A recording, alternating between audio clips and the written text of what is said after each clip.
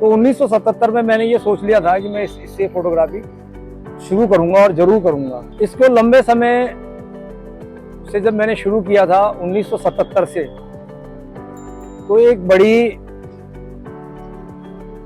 शहर के अंदर बड़ी चीज ऐसी चीज देखी कि बॉक्स नुमा भी एक कैमरा है जिससे हमारी फोटो बनती है,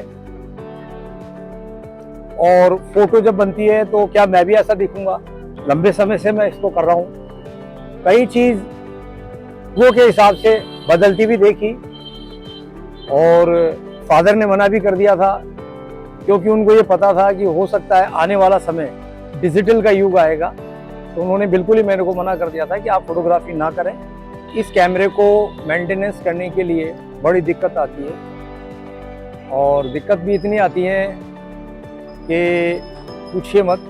जैसे कि बारिश का आना, मौसम का चेंज होना, और कई बार बहुत धूल भरी आंधी चलना, इधरों के लोग निकलना, उन लोगों को चलने के लिए थोड़ा साइड पे करना, और मेंटेनेंस करने के लिए काफ़ी परेशानियों का सामना करना पड़ता है।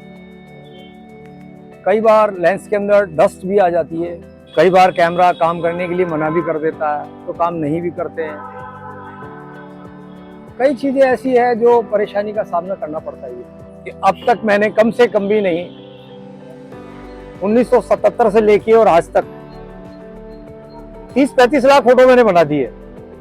जैसे जैसे युग बदला तो फोटोग्राफी DSLR कैमरे पे आ गई।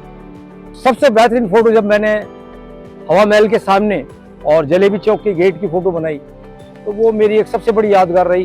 क्या ये कैमरा 20 फीट की दूरी से 30 फीट की दूरी से भी बिल्डिंगों को कवर कर सकता है, तो मुझे सबसे अच्छी लगी वो। मैं तो आज ये कहूँगा जयपुर शहर के और भारत के सभी लोगों से और भारतवासियों से कि एक बार हवा महल के नीचे आए और मेरे को इस फोटो बनाने के लिए मौका दे, और आके देखिए ये कैमरा कैसा है।